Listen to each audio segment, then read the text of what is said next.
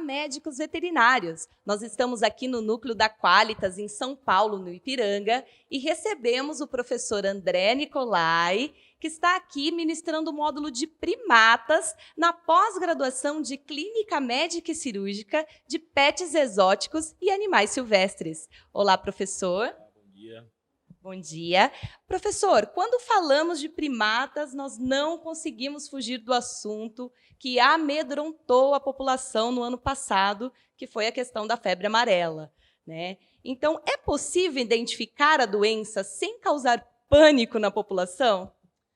Bom, a relação com o pânico, infelizmente, hoje é um pouco difícil se desvincular, né? A população hoje ela já tem esse medo da febre amarela, que é um medo importante, principalmente frente aos resultados que a gente pôde, né, observar do surto anterior.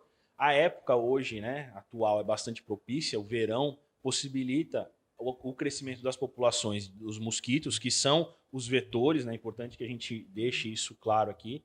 Né? O macaco não transmite febre amarela, quem transmite a febre amarela é o mosquito. Né? E a identificação, por que eu estou falando do macaco? Porque o principal meio de identificação é pela observação da morte dos primatas. Então, numa região de um parque, né, matas, aonde são encontrados, né, os macacos mortos, isso é um indicativo da possibilidade que a febre amarela esteja ocorrendo naquela região. Então, quando a gente encontra um animal morto, na verdade ele é um sentinela. Eles são muito mais sensíveis do que a gente, então eles acabam vindo a óbito, e isso hoje é uma ferramenta importante de identificação e sugestão de um possível surto da doença naquela região. Tá? Entendi, professor. E falando da morte, né, dos primatas, quando um primata é morto no seu habitat, ele deve ser tratado como portador da febre amarela?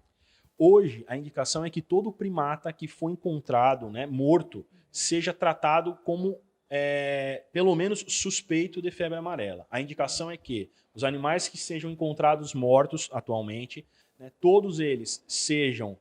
haja uma comunicação à Secretaria de Saúde da região, da cidade em que você esteja. Né? A Secretaria de Saúde, tendo conhecimento disso, né, em parceria com um profissional, vai trabalhar o diagnóstico à base de necrópsia, coleta de alguns tecidos para que seja enviado o material, né, e posterior identificação do agente, enfim. E, paralelo a isso, inclusive, há um aplicativo hoje, né, da Fundação Oswaldo Cruz, que permite com que cada pessoa que veio a encontrar esse animal e acabou, né, se desdobrando em um diagnóstico de febre amarela, venha a alimentar esse aplicativo, e esse aplicativo hoje ajuda a entender a epidemiologia, a entender a distribuição da doença no nosso país, que vem se tornando cada vez mais importante. Entendido, professor. E por que os primatas eles são os primeiros a sofrer com essa epidemia? Infelizmente, os primatas, e aí eu vou puxar até para os primatas sul-americanos, os nossos primatas, eles são muito sensíveis. Né? Eles são muito sensíveis ao contato com o agente. Isso é uma questão até evolutiva. Né?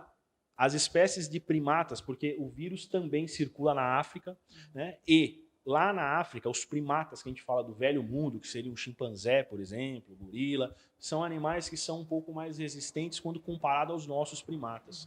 Isso se deve ao contato com o agente ao longo dos anos. Né? E a evolução trabalhando esse processo de imunidade, resposta do corpo ao agente. Os nossos primatas, né, têm essa sensibilidade, porque a evolução deles não caminhou de forma tão conjunta à doença. Sendo assim, né, inclusive em algumas espécies sendo muito mais sensíveis do que outros, como por exemplo o bugio. Né? O bugio é o animal que sofreu de forma aí mais marcante, acabou inclusive sendo um símbolo da doença aqui no nosso país.